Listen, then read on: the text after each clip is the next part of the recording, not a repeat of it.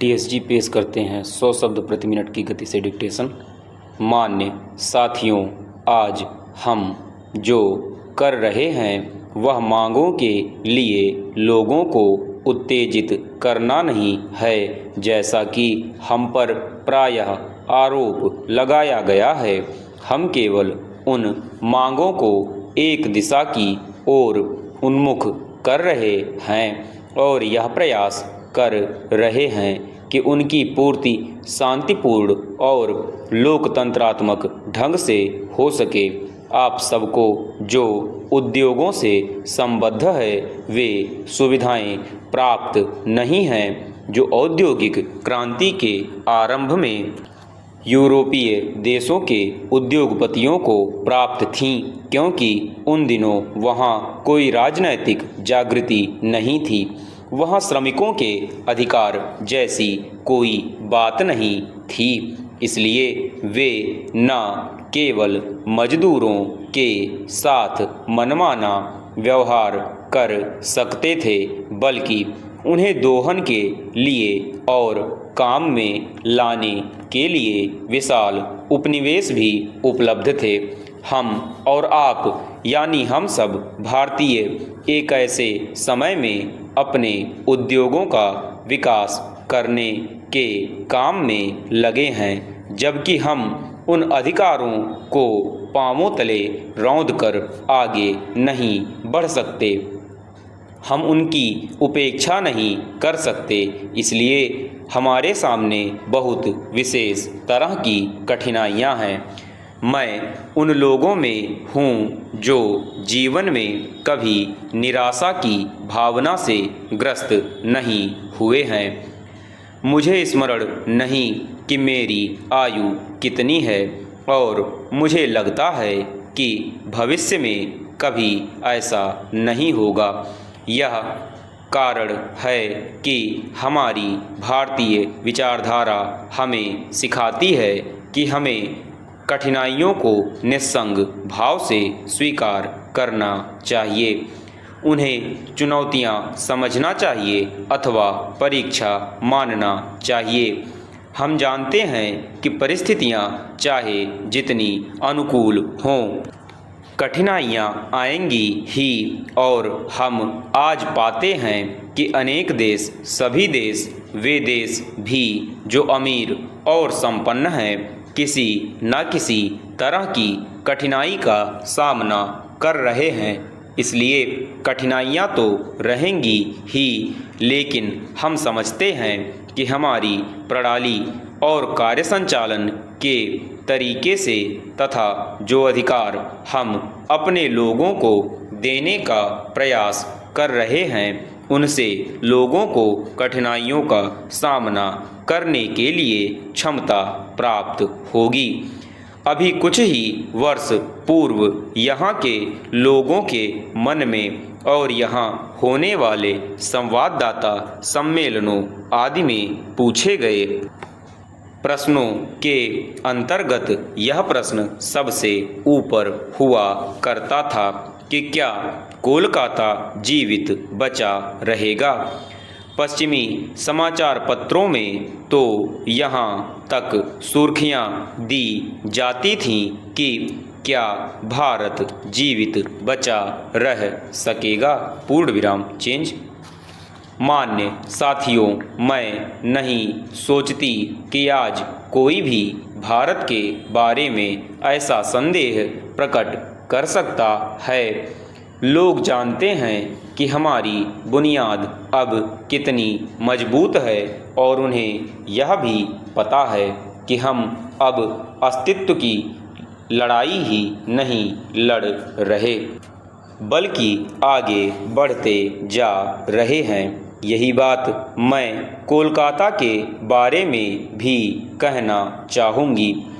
राज्यपाल जी ने ऐसे कुछ कार्यक्रमों की रूपरेखा बताई है जो हाथ में लिए गए हैं या लिए जाने वाले हैं, और इनमें बड़ी संख्या में जनता का सहयोग प्राप्त है।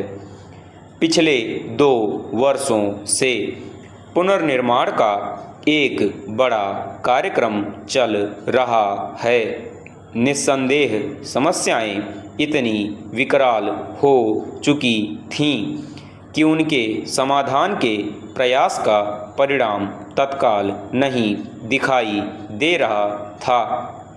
लेकिन महत्वपूर्ण बात यह है कि कोई ठोस काम शुरू हुआ है और वह चलता रहेगा। पूर्ण विराम चेंज। पिछला वर्ष हमारे लिए निस्संदेह एक कठिन वर्ष था और सबसे ज़्यादा गरीबी में गुजर करने वालों को, बधी आमदनी वालों को तथा कमी वाले क्षेत्रों में रहने वालों को बहुत कष्ट झेलने पड़े। अनेक कारणों से उत्पादन में गिरावट आई। बंगाल में इसकी विशेष वजह थी, लेकिन देश के अधिकांश भागों में सूखे की स्थिति रही। बिजली की कटौती करनी पड़ी और जैसा कि अध्यक्ष जी आपने कहा है, रक्षा और विकास खर्चों के साथ साथ हमें राहत खर्चों का भार भी उठाना पड़ा। सरकारी घाटा भी काफ़ी ज़्यादा हो गया, लेकिन मैं अनुभव करती हूँ कि इनके कारण देश भर में मूल्यों में उतनी वृद्धि नहीं होनी चाहिए थी जितनी वास्तविक रूप में हुई है। और मैं जानती हूँ कि यह कहना सही नहीं होगा कि संपूर्ण व्यवसायी वर्ग ऐसा आचरण कर रहा है जिससे कीमतें बढ़ें तथा उनमें से अधिकांश ईमानदार और सीधे सीधे नागरिक हैं। लेकिन इस बात से भी इनकार नहीं किया जा सकता कि हम में से अनेक लोग ऐसे भी हैं जिन्होंने एक कठिन स्थिति से बेकार का लाभ उठाया है। कुछ बड़े विक्रेताओं ने मूल्य बहुत ज़्यादा बढ़ाए और सभी जगह यह प्रवृत्ति देखने में आई। इसी प्रकार मिलावट भी सभी जगह देखने में आती है। ऐसी स्थितियों को देखने के बाद इसी परिणाम पर पहुंचा जा सकता है कि रोज़ की आवश्यकताओं की चीज़ों के लिए स्थायी सार्वजनिक वितरण प्रणाली के बिना काम नहीं चलेगा और इसको चालू रखने के लिए हमें भंडार बनाने के प्रभावशाली तरीके अपनाने होंगे। पूर्ण विराम। महोदय, उद्योगों में कार्य समिति का गठन औद्योगिक विवाद अधिनियम 1947 के चैप्टर 2 सेक्शन 3 के अंतर्गत किया जाता है। नियमतः सरकार आदेश देकर समिति के गठन की प्रेरणा एवं बढ़ावा उन उद्योगों में करेगी जहां 100 या इससे अधिक श्रमिक लगातार 12 माह तक कार्य करने के लिए नियुक्त किए जा चुके हैं। इसमें प्रबंधक एवं श्रमिकों के प्रतिनिधि उद्योगों में ही कार्यरत होंगे। समिति में श्रमिकों के प्रतिनिधित्व की संख्या प्रबंधन के प्रतिनिधित्व की संख्या से कम नहीं होगी। समिति के गठन में प्रबंधन श्रमिकों के पंजीकृत यूनियनों से सहयोग लेगा। इन प्रतिनिधियों का चुनाव निर्दिष्ट श्रमिकों से किया जाएगा। श्रमिकों के प्रतिनिधियों का चुनाव साधारणतः लोकतांत्रिक व्यवस्था की प्रक्रिया के अंतर्गत किया जाता है। समिति का कार्य उद्योगों में प्रबंधक एवं श्रमिकों के बीच अच्छे एवं सौहार्दपूर्ण संबंध को स्थापित करना एवं बढ़ावा देना है।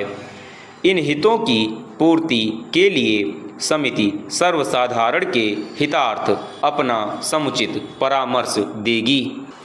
विचार विमर्श के बीच किसी प्रकार का मतभेद उभरने पर समिति मिलजुल कर समस्याओं का समाधान करेगी।